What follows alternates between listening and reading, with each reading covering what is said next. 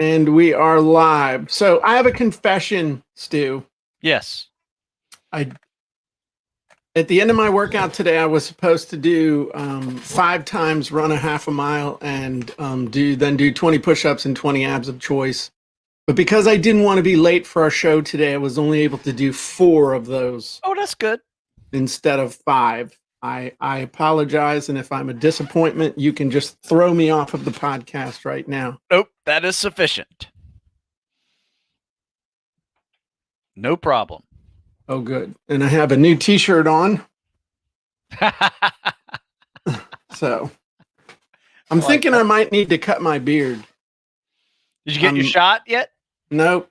I'm thinking I'm going to wait until I'm thinking that I'm going to cut my beard when I get my second shot. I'm getting my first shot on April 20th. Oh, that's when I have my appointment out here in the hinterlands. I guess in between inoculating horses and pigs, they will inoculate the humans out here. When do you get yours? I get my second one April 20th, April 22nd. Oh. Yeah. Okay. Yeah. So I guess they set up the second appointment when you get the first one. Yeah, every 4 weeks, I think. Drop dead in the parking lot or anything, they'll schedule you for the next one. So that's a good thing, Martha. So I didn't have any side effects. That's good. No aches or pains or fevers or like the flu feeling you get sometimes when you get those shots. Yeah. Nothing. I've known a few people that have had that, and there doesn't seem to be any rhyme or reason. My 80-something-year-old mother-in-law got both her shots. Nothing. My son-in-law, he was laid up for like 3 or 4 days. With I have heard I don't know if it's fact or whatever, but it was if you have a better immune system, the second shot will be worse. Okay. Not sure why that is. If you have a poor immune system, it's not, you have no symptoms. Huh. So Carlin said that his shot made him tired for almost 3 days. So you don't know. Just going to get it out of the way. And then I think when I get my second shot, that's when I can't wait for anybody in authority to declare the all clear. So I'm just going to, when I get my second shot, I'm going to declare the all clear and what do they call it? Shear. I'm going to shear the sheep. This thing's getting a little old. What's up, Gordon? What's up, Carlin? If you guys want to say howdy, welcome. We're going to get started right now. So we've already had a Starling admission. We've talked about world affairs, and now we're going to talk about something important. And Stu said that he's going to spring a question on me. He's going to ambush question me, just like Jerry Springer. Well, I will say this: it's going to be a softball, and you'll receive it every week from now on. So it's not going to be a surprise after today. Oh, okay. All right, good. What's up, Mike? So, okay, well, what are we talking? Oh my God, I coughed in public. Allergies. What are we talking about today? Okay. How are you reusing content, or are you reusing content? Okay. Right. So blog, podcast, advertisement, social media posts, webinars, you name it. How are you reusing content? Are you asking me? That is a question for everybody. Oh, okay. But we're going to go through and maybe challenge the audience and maybe take one piece of content that they create and see how many different ways you can share the same topic spread throughout the week. Okay. So I will share with you guys what folks, I'm just going to say, guys, if you get triggered, I'll do a lot worse. You should leave now. Here's the thing. My way that I've been doing it for like the last 2 years is I do letting the chickens out with Jim video.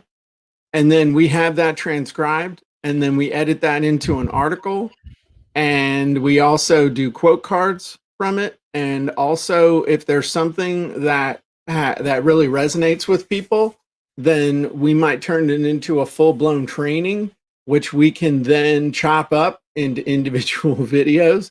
And this one time at band camp, and so that's it. It all kind of just starts with a thought, usually a question, and then I'll use one of the wizards to come up with a little mini presentation. I might use the 60-second tidbit wizard or the single juicy tip wizard, and then I'll flesh it out. And then it's interesting when I do it that way, it gives me a chance to kind of think it through in a low pressure environment. I mean, how much freaking pressure can you have standing with chickens that are eating mealworms and scratch out in the middle of the garden? I mean, if it flops, if it don't fly, then I can just delete it. And in the last 2 years, you know how many videos I've deleted? One. Nice. And it was mainly because I was just having technical problems, and I started cursing and figured that probably wasn't a good thing.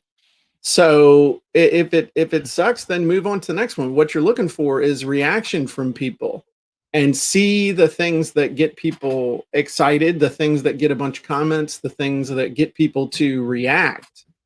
And so that's something that's really my go-to strategy. I'll sometimes when we're doing the Jim and Stu show, like talking about avatars and talking that got me. I've got my whole whiteboard over here is taken up with the avatars hero's journey, where I figured out that all the stuff in the avatar actually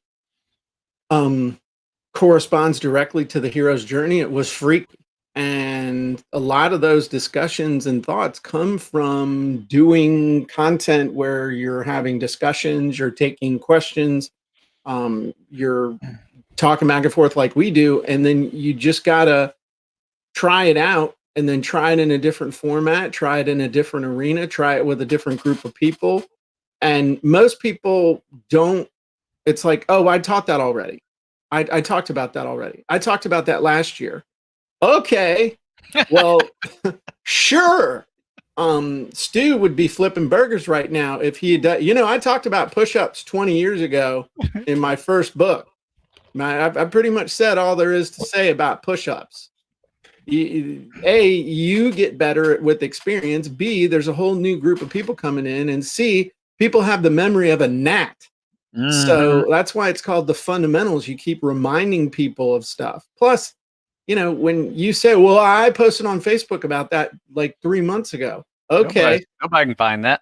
Have you tried to go back and find something you thought was cool this morning? even to find it, let alone remember where you saw it and who did it. So that's one of the biggest downfalls I think that people have with repurposing content or reusing content. I did that already. So what? So let's look at do you have a response to that? And then we'll look at comments. I just wanted to say hi to everybody real quick. Sure. Vicky's here. Hey, Vicky. Hey, Rosinda. Glad you're here. Rock is joining us from LinkedIn. I need a cool first name like Rock. Cool name. Chris Mack is here, says from YouTube, and says, hello, Jim. Just finished secret number 8. Going to do exercise. Just thought I'd stop in. Glad to have you. Vicky's here. I converted a checklist article into a flip book. That's cool. Oh, I like that. What's a flip book? I'm not being a smart ass. What is a flip book? Like just a little flip through the book. Okay. Either a top flip. I'm assuming that's what she means. Okay. That's cool. Gordon says, to add on that, I wrote down things I wanted to talk about, avatars to coach, and I came up with 2 pages. That's cool. Carlin says, so far I just do my Facebook Lives and then share them across my 3 Facebook pages. Once it gets some responses, likes, comments, etc. Well, you could definitely then, Carlin, do some, take some of those and get them turned into transcripts and turn around and share the article on Facebook just with the exact same Facebook pages. And no one will be like, you did that as a video already. Stop wasting my time with these valuable articles. Hmm. Gordon says, spin, transcribe, take topics, turn into carousel to drive curiosity, take my usual content, give it to someone else to teach. That's interesting. Okay. Sorry, Stu. I'm done saying hi to the folks. That's okay. I have a long list of what I do, and it's a good one. Well, let's All right. hear it. So I start off by answering an email question. Okay. Right. And it just spurs some thought. So I'm like, okay, this is a good email. I'll answer this question in full. I'll cut and paste that into a Word document, doctor it up a little bit, make it an Ask Stu article that I sell to military.com. And then, depending on that topic, if it's a pretty broad topic, what I can do is I can make it a feature article that I have on military.com, or I put it on my site. And then I will pull a workout recommendation from inside that and make it the workout of the week article that I also sell to military.com. All right. So that's just one little thing of it from just taking. Can I ask a question? Yes. Can I ask a question? What's the difference between a Ask Stu article and a feature article? What's the definition of those? Well, I actually put the person's question in there, that's verbatim, how they ask it. And then I answer it by saying, hey, Jim, here's what I would do. Okay. Whereas a feature article is, not, written in that kind of person. Right. It's just, the topic and discussion, maybe a study behind it. So it's a little more involved. Okay. Less casual, I would say. So I would say my feature article may be a little more technical writing than the other one, right? Okay. So then that will obviously be shared on to Facebook. Been sharing some of them, depending on what they are, up on LinkedIn lately. Has been going really well. I'll share that one in a minute. Always post a cool picture and an excerpt from one of those articles onto Instagram. And then maybe the Instagram story as well, a little video behind it, and a little Instagram story. Then the grand finale of the week, right? I have Hang on.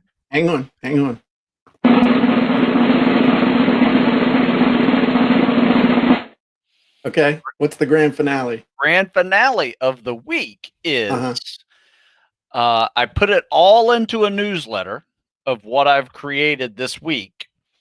And then send that to the people who subscribe to that newsletter. And that is a paid for subscription that also has, extra workouts in it and stuff like that. So that is how I have taken one question from email and spread it out into multiple avenues. And then sometimes maybe twice this has happened in 10 years. That question was so good that it made me write a book. Okay. Wrote a book on that question. So, well, you know what, Stu? Thank you.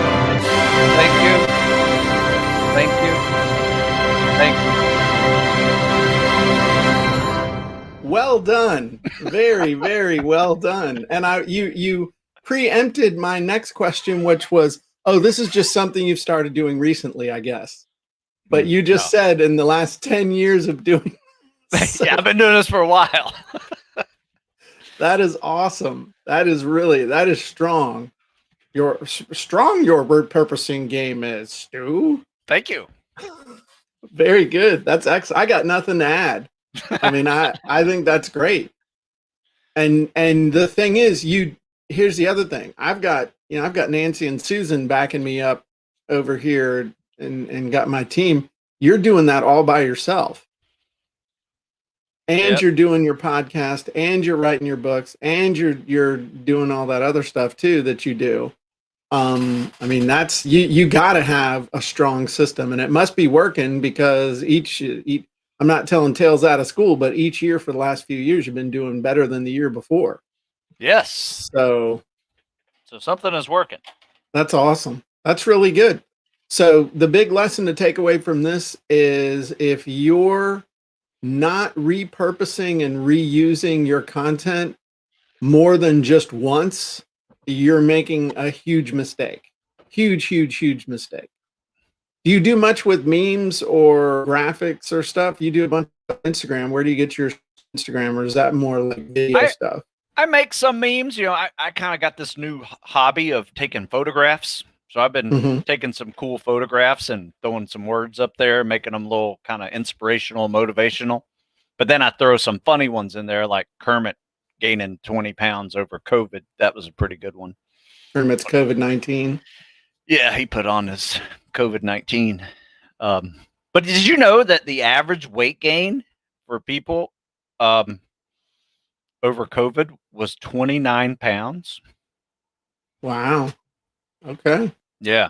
And that's a lot. That's significant because it was like 60%, no, 40% gained weight over the last year. 40% maintained their weight, which is pretty good, I thought. Yeah, I'm not saying one is worse than the other. I am. And if then, you poured on 30 pounds, that's a real issue. Well, it is bad, but I don't want to say like 40% or no. Yeah, 40% is, horrible. But 20% lost weight. Okay.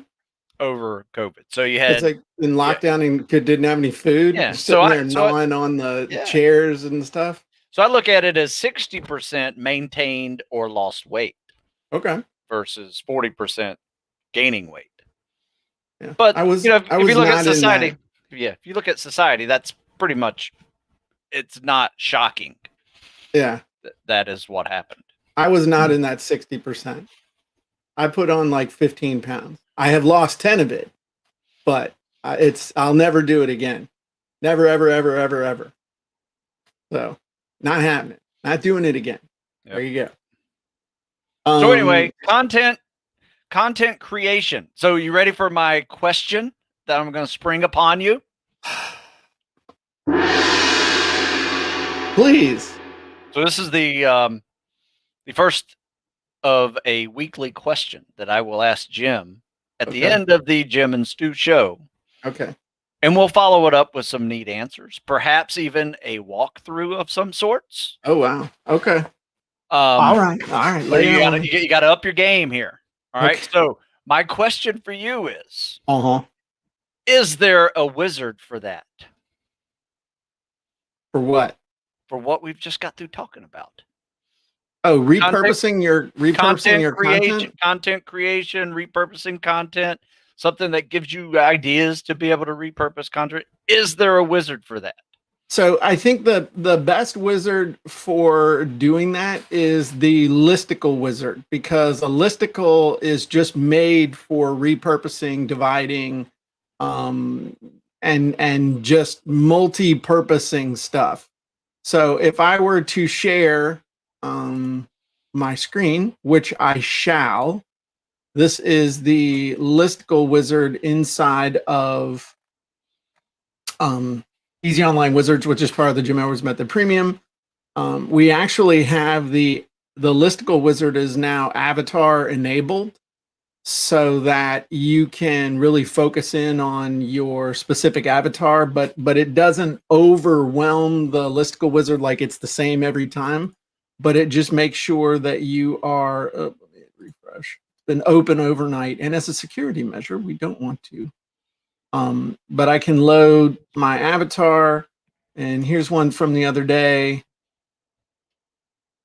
So it'll fill in the main topic, your target audience, who their enemy is, and then you can build your listicle from there. And then the call to action, wherever you want people to go check out, it'll have all that filled in. So the stuff that you're like, man, I've typed this in before, I don't want to have to type this in. You get all like in your inner 5-year-old comes out, And so it takes care of all that. So all you got to do is just go over your idea, whatever you want to create your listicle about.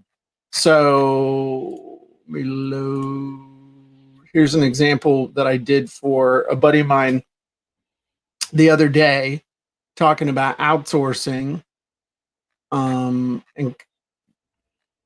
And so, excuse me, not about outsourcing, about it. You know, the funny thing is, this is funny. Initially, I was going to write a listicle about outsourcing, and then I just started writing about content marketing. It's weird. I don't know if that ever happens to you. Like you think you want to write about one thing, but then other stuff starts flowing out of you, so you just go with it. And so I wrote this in about 10 minutes. And the cool thing is that it'll write your listicle that you can literally just publish as an article. It'll do your call to action and everything. I could do this, you know, literally I could do this as an article. Output it as a Word document. Let's open another page. You know, I wrote 2 sales letters this week already, Stu. Dang. But here you go. I mean, it's a little 250 word article, and I could probably, you know, tart it up a little bit more. But the cool thing is that this also, if I wanted to do it in bulleted format, this would be the one I would use if I was going to go out and talk to the chickens. So what I would normally do, and this is exactly what I do, I'll take this and I'll edit it a little bit, but I mean, I got all my talking points, and I would normally, I want to get it all on one page. So then I'll print it out, and I'll grab my little stick. I got my thing over here.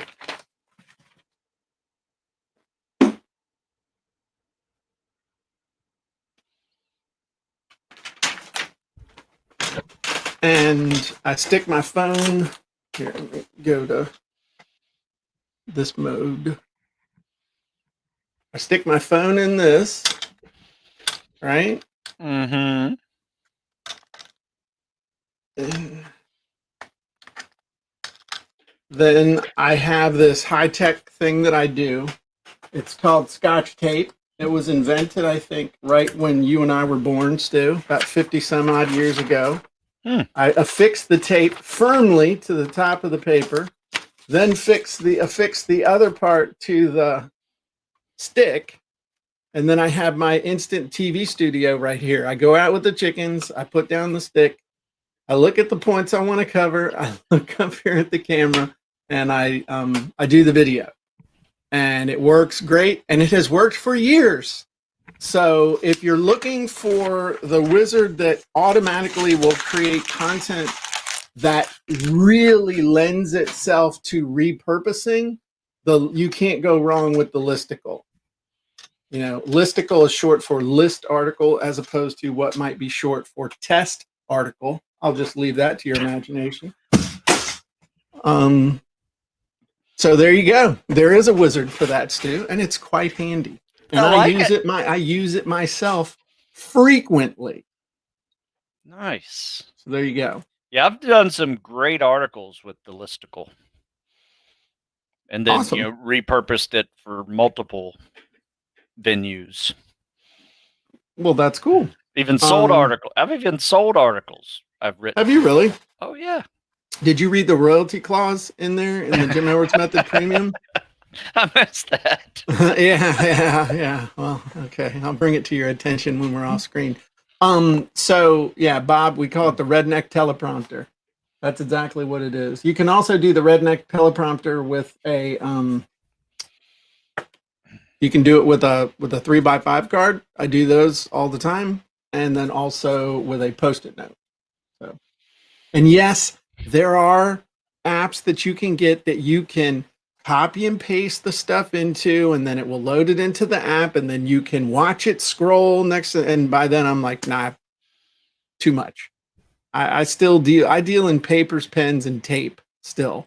I have a foot in both worlds. I can operate in the digital world and the analog world, Stu. Nice. So cool. All right. That was a great question. Now you're going to make me really think in the future, and you're going to force me to actually show people tools instead of being, they already know about it. I'm not going to worry. Right. Nice. See, there's a method to the madness. Awesome. So my challenge to the group is to take a piece of content and see how many different ways you can share it in a day, in a week. See what you got. Awesome. Yeah. Cool. All right. Well, that's it for the Jim and Stu show. Now we will move directly with no transition. Actually, we can have a transition. All right. So we're going to transition into the sales copywriting and content marketing hacks podcast. It can be anything, Stu. I mean, anything can be the transition. I mean, sure.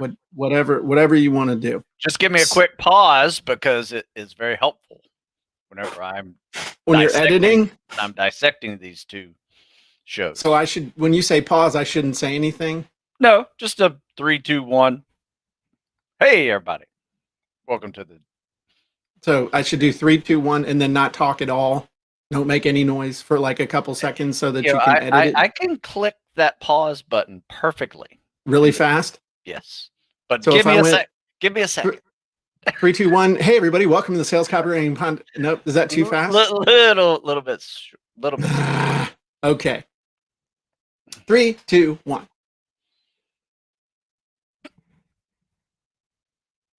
Can you clip out your own laughing? That's plenty of time. Okay. 3, 2, 1. Hey, everybody. Jim Edwards here, and welcome to the Sales Copywriting and Content Marketing Hawk up a what? Wait, let's do that over.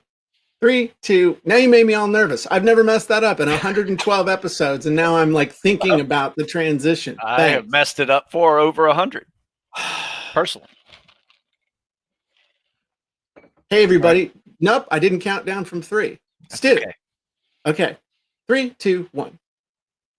Hey, everybody. Jim Edwards here, and welcome back to the Sales Copywriting and Content Marketing Hacks podcast. This is episode 112, and we're excited you've chosen to join us. If you've listened to all 112 episodes, you can go to Stu Smith's house and get a free t-shirt. Just walk right up, knock on the front door, and say, hey, episode 12, Jim said I got a free t-shirt. Just kidding. Don't do it. He's armed. Anyway, today, and welcome to my podcast. See, dude, you threw me all out with this. I'm worried about the pause, and I've had my shtick and everything. How do you feel anytime someone throws in a new variable, Stu? Is it a good thing or a bad thing? Well, we've done this over 100 times now, so you shouldn't really worry about it too much. Oh, okay. Yeah. So what are we talking about today, Stu? Okay. All right. So high value content deserves advertisers. How do you get them? Or sponsors, right? So here are many ways to find advertisers, product placements, or sponsors for your valuable content, whether it's a blog, a video, a webinar, social media post. Maybe it's just something you like to you would like to share with people.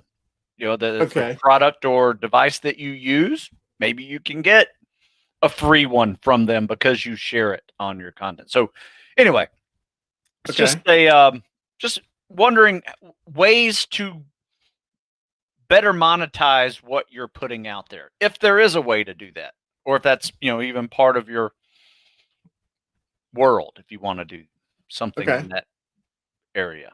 Well, I hope you got something to think about. I hope you've got some things to think about because I've never done this. Well, so I can't talk on this topic at all. So we're going to flip this whole thing. And welcome everybody to the Stu and Jim show. I'm Jim Edwards, and today we're going to be interviewing podcast and blogging ebook expert Stu Smith, specifically on the topic of how to get sponsors, find advertisers, and even do product placements in your valuable content, including on your blog, on your videos, on your webinars, and in your social media posts.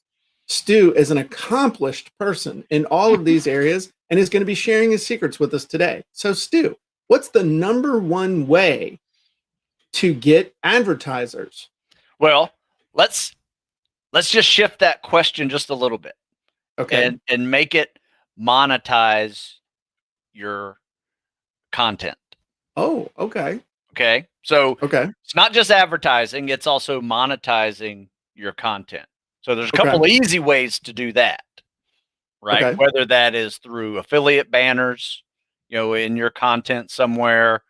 You can monetize all your videos up on YouTube.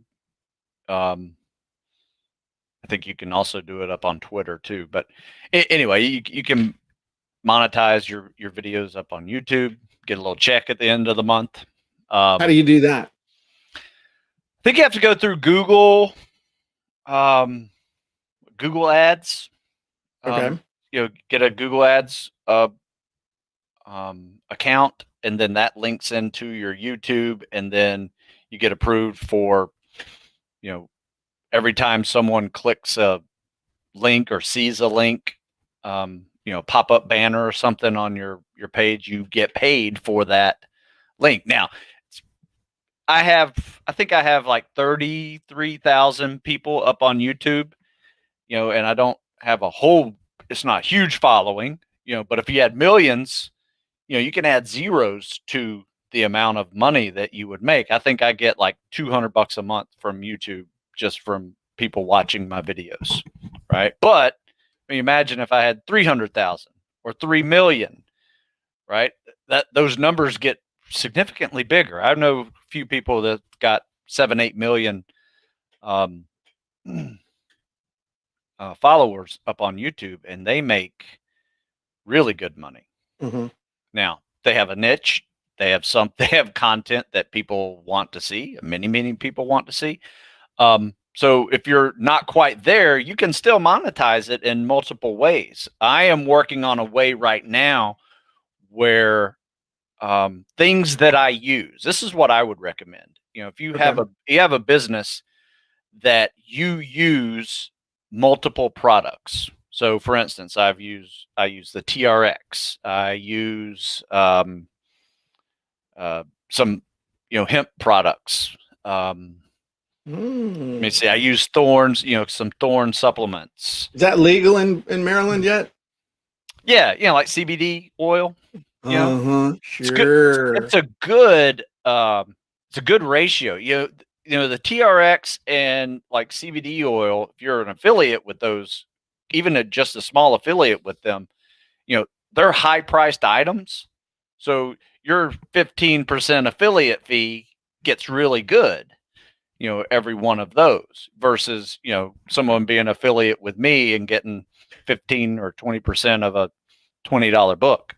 It's, not that impressive, but right. You can actually, monetize your stuff with just being an affiliate with certain products that you like to use. I'm actually working a deal right now where I'm going to have, now I've done 200 podcasts over the last, couple of years, the Tactical Fitness Report. And I have a watch company that wants to sponsor my podcast.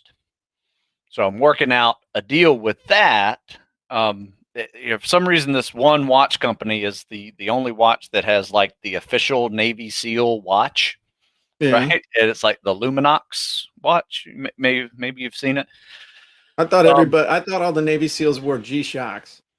We do, because they're actually more functional. The other ones are very nice watches, but if I got to look at two hands going this way and a second thing go, I'm not going to keep track of anything.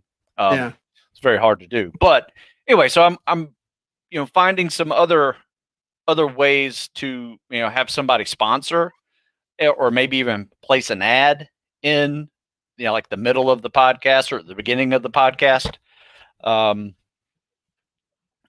So basically I do it this way, especially with things that I am putting up on video. Is a great place to plug a product, right? So Instagram too. sometimes people will send me a pair of shorts, to swim in. People ask me, what shorts are those? And I'll say, this is it. I'll plug them and they'll send me more stuff. So that's a way to do it. It's not really, you're not going to make a mint doing it that way, but it's nice to get free stuff, to plug.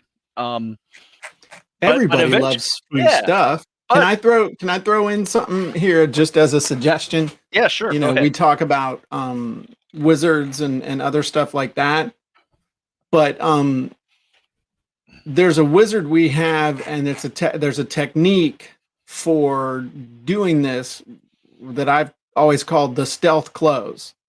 And the stealth close wizard is basically there we go. The stealth close wizard, it's basically also called the Columbo close. So when you teach somebody something, or you tell someone something, or you give them a tip, I'll use an example. Like Stu shows how to do a TRX squat. Okay, it shows how to do TRX squats, and then immediately transition into a TRX push-up. So, and then Stu says something, the TRX is awesome because it allows you to do body weight training it's like a hybrid between body weight training and strength training and weight training, while mixing in your cardio. By the way, if you would like to get a TRX, I've made arrangements for you to be able to get one here, and also get a bonus training from me on 50 different TRX exercises that you can do. Click the link below down to find out more. And it comes from a technique that was used by a TV detective, Columbo, that he was kind of a bumbling, stumbling guy, very offhand. And at the end of every episode, he went, just when the criminal thought that they were going to get away with whatever it was, he would just say something like, "Hey, what happened to the other glass on the bar?" And the person says something that immediately implicates them in the case or solves the case or whatever. And it's because it's so offhand, people's sales radar is not up. Because everybody's like, "Oh, he's trying to sell me something, trying to sell me something, trying to sell me something, trying to sell me something." And a lot of people will say something like, "And today's episode is sponsored by TRX and CBD oil. Smoke some CBD oil and use your TRX. Not only do we have a great time, but you have a great workout." And people are like, that's just a blatant ad. But if you do it at the end after you've taught them something, and you say, "Hey, by the way, if you don't have a TRX, you really ought to get one, because I've just demonstrated one of 50 different exercises that you can do. And I've got a whole series of videos that I'll give you on how to use a TRX to get amazing results when you buy a TRX through my link." And people are like, "Oh, well, crap, I can get the cool videos, and I need one of these anyway because he makes it look so easy, and he's so buff and handsome." And so they buy one. That's the Columbo close. That's the stealth close. And so what I have is the stealth close wizard, which will make these really cool stealth closes for you. So all you got to do is just throw this in. So the example that I have in here is for a free report related to my 7-day ebook. So let's say I taught you how to do a little bit of research on Google on your market, and for the purposes of writing an ebook. And then I said at the end, I just say, "Oh, by the way, if you really want to sell ebooks for huge profit margins, this free report lays it all out for you. Check it out at 7dayebook.com/free-report." And people are like, "Oh, crap, he gave me some good value, and now he's offering me something else. Sure, I'll go check it out. Why not?" Because it's not. But if I did the sponsorship as, "And today's video is sponsored by 7-Day ebook, the #1 tool of for the last 20 years for people to be able to figure out how to write their own ebook. If you're in the market to learn how to write an ebook, go ahead." I mean, it's like blah, blah, blah, blah, blah, blah, blah. Yeah. It works because people aren't expecting it, and you deliver it in a way that it's real folksy and kind of like, "Hey, by the way, did you know?" That's another one. "Hey, did you know?" or did you realize, or hey, by the way, just I've made millions of dollars with those words starting out what came next out of my mouth. Hey, by the way. So I like that. Yeah, you know what? I forgot. I created a article series, and it goes in multiple, you know, venues out there, social media and articles and newsletters, and it's called Weight Vest Wednesday. And I got that sponsored by a company that makes weight vests. right. And I just take pictures of me and their weight vest that they gave me and do that. And we're growing it to a point where they are going to pay me to do Weight Vest Wednesday articles. So Yay. I yeah, love Weight Vest Wednesday. yeah, and that's something. So anyway, that is another way to No, that's cool. That's very monetize cool. content. Yeah. That's really, really cool. I think that's great. I mean, the only thing, and I'm not trying to be a poo head, but you got to be careful when you are getting paid to endorse something somewhere on your Oh yeah, website. You need to let people know that, hey, paid. if you buy this, I'm going to get a commission. And one way to overcome that is just have that warning on everything that you do. So every website every page has it, every the bottom of every email has it, everything. So people are just used to seeing it. So it's not a big thing. But I do think that is super cool, of being able to, of having them pay you to wear their stuff that you would wear anyway. Yeah, Which is cool. That's actually a really cool weight vest too. yes, It's not cheap, No, it's not. It's not. but It's made in England. yeah. But they make it in America. Actually, they sell it from England, but they make it in America. So anyway, yeah. Cool. What else you got? What are some other ways we could get advertisers for our content? I mean, what it makes me think of is, I said I don't do any advertising, but I want to point out that I sponsor my own stuff. So like here, right here on the Jim and Stu show, I got an advertiser. I got my own thingy.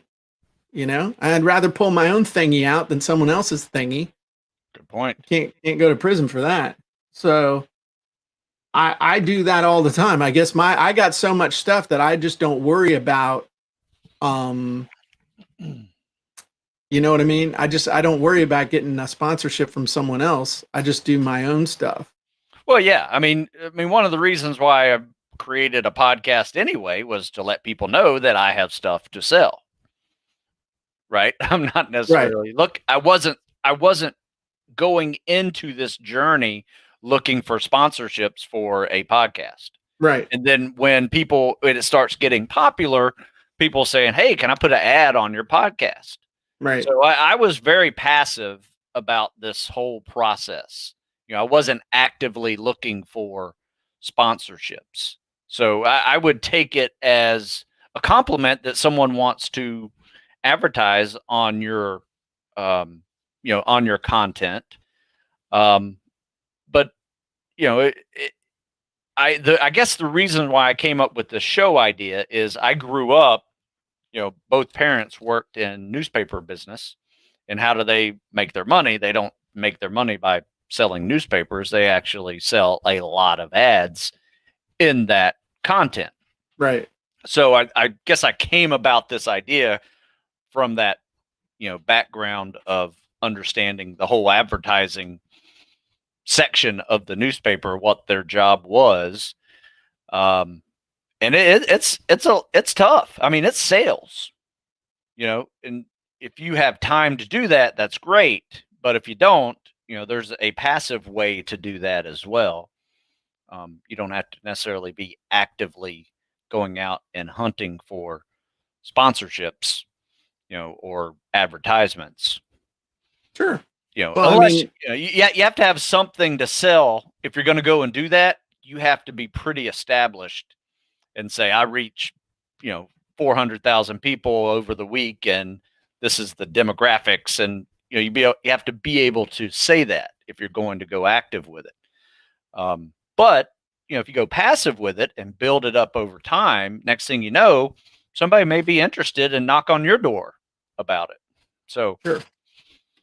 anyway, But I've always been a big believer in, it's cool to sell, it's cool to sell TRXs and make 15%, but I'd rather sell my own stuff and make 100%. That's just always been, and I'm not poo-pooing it. I'm just saying that's my mindset of why would I, but yours is, you got a different market. Me think, I don't know how much they spend now.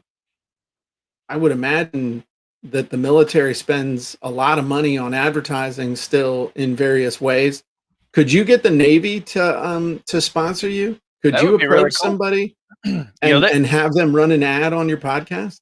That would be really cool. I mean, they are getting really creative with their recruiting arm. In fact, I just did a podcast with a guy who has such a contract, and they are doing kind of the same way athletes post their videos up. So recruiters, for colleges and pros see them.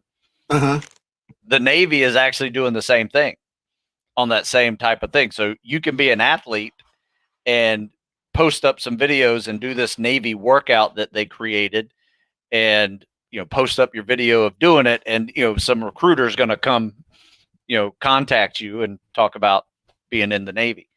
So I thought it was pretty creative. So yeah, anyway, you might be able to get them to pay you some do-re-mi to have a little 1-minute commercial at the beginning or end or middle of your podcast. They really might do it. You got connections. I would try. Yeah. Why not? Yeah. What the heck? Get the eagle to poop you a little bit. Yeah. No, I like that. That's cool. Anybody who's here with us live, have you ever gotten a sponsorship, or have you ever sponsored somebody else's content or event or video or any of that type of thing? Even if it was through Google AdWords, which we can all sponsor other people's content through Google AdWords. You can do it on their sites. You can do it through YouTube sponsored videos, whether it's pre-roll video ads or it's just promoted videos. So this is, you can flip it around and you can be the one doing the sponsoring. If you see somebody who's got your market, and that's the one thing everybody says, hey, I want to go and be on a bunch of podcasts. What if you contacted a podcast and bought an ad? What if you contacted them and sponsored their podcast or did something along those lines, especially some of the smaller ones where they're not going to want $20,000-$30,000. I mean, somebody might actually, in exchange for you giving them a product, would do an ad for you. And those things add up. I mean, that was kind of the whole thing behind article marketing back in the day, way back in the day. Was my thought process was that if I could get 100 sites to post my article and I could get 1 click per day per article, that was 100 clicks a day. That was 3,000, or no, it was 30. What's 365 times 1,000? It's 36,000 clicks a year. And so, and I worked it backwards. Well, what if I only got a click a week from each one? That's 100 a week. That's 5,200 clicks a year. And if I did a couple of, and what if it was just, one a month? That's 1,200 clicks a year. And if I had 100 articles out there, 1,200 times 100 is 120,000. And that's a lot of clicks, but you got to get out there and get your stuff in the mix. So that was my thought, was that I didn't need the big sites to pay attention to me. I just needed a whole bunch of little sites to pay attention to me a little bit, and the numbers would work for me over time. Yeah, my final advice is, once again, I was on the passive route to getting this done. Mhm. and it has not created any extra work for me, right? To go towards this route. So Right. it's a way to, you know, make a little extra money on your content that you put out there. You know, that, Sure. 99% of it, you're selling your own stuff, but at the same time, an ad that pops up, whether it's affiliate ad or, a pop-up banner up on YouTube, or, an actual ad product placement, it can add to your revenue streams. It adds up. I mean, and that's the thing. If you got 5 or 10 different things paying you a couple 300 extra bucks a month, I mean, all of a sudden that adds up to a house payment. I mean, that's house payment, car payment, Yeah. and that don't suck. Or that's your that funds your retirement. Imagine if you could put. I mean, again, this is not an income claim. Your results may vary. But imagine if everybody's worried about retirement. I know that I am, and you should be if you're not. What if you put this in place and you said, okay, this is going to be my retirement plan. Whatever I make from this advertising is going to go in an investment account. And if you could put an extra 150, 200, 300 bucks away a month, every month for the next 20 years, that's a whole lot of money going into your retirement account that you wouldn't have had, that you're basically getting for free. Yep. So that's another way to look at it. So don't poo-poo it if it's not huge to begin with, because if you keep focusing on creating and adding value to people's lives, it could get huge pretty quickly. So cool. Well, I thought this really made me think, and I need to think more in terms of sponsorship and advertising, even if it's just of my own stuff. Yeah, or just clever ways to do it of your own products. Yeah. Yep. Yeah. I need to eat my own cooking more instead of cooking just for other people. Cool. Well, I think that's it for today. Any final questions, Stu, as far as anything to pop on me here at the end? If you asked me if there was a wizard for that, I already answered that question. No, that is just a special event for the Jim and Stu show that we do live prior to the recording of this podcast, which you can find it at thejimandstewshow.com at No, 9 o'clock. Not the Jim and Stu show, Jim and Stu show. Oh, just sorry. There's no the. Yeah. Okay. At jimandstewshow.com, 9 o'clock East Coast time on Wednesdays. That's right. Very good. All right. And so, by the way, if you'd like to get really good at writing sales copy, you need to head over to copywritingsecrets.com, and I will give you a copy of my international bestseller, Copywriting Secrets. All I ask is for you to pay a small shipping and handling. So, Stu, if people want to get in amazing shape and do really cool workouts that you design, where can they go? You can find me at stewsmithfitness.com. Awesome. All right, everybody. Well, have a great day, and we'll talk to you soon. Bye-bye.